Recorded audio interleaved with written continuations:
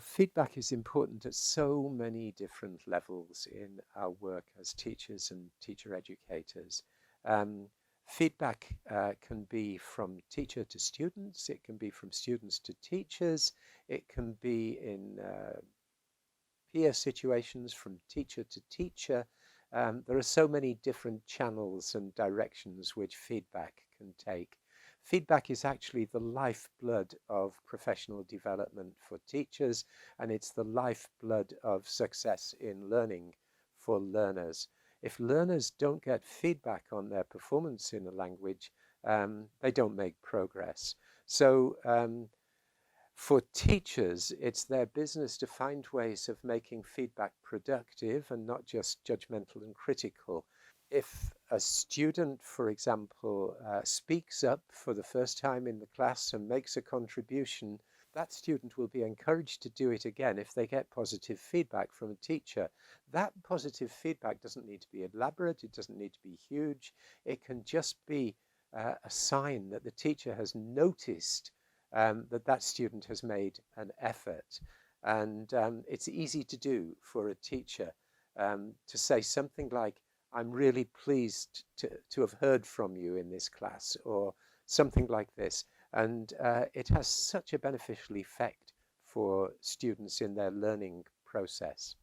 For teachers in training, feedback can be quite scary because when you are on a CELTA course or when you're on a pre-service training course, somebody comes and observes your lesson, and there's this inevitable feeling that judgment is going to be passed. And the skill of a supervisor or a trainer in this respect is a really important factor in whether or not that teacher remains on track to be an effective member of the teaching profession or not.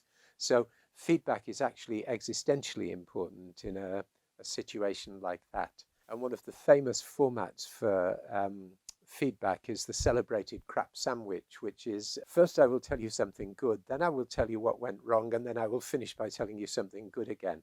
And the person who's receiving the feedback almost certainly knows that after the good start to the feedback that something more negative is coming, and that there will eventually be a progress to a happy ending in the feedback. It's a formulaic form of giving feedback, and it becomes too predictable.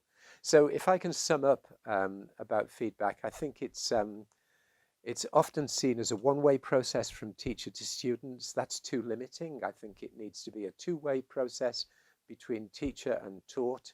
And in teacher education, the same basic rules apply. Um, Learners and trainee teachers alike need to know what to do with the feedback that they get.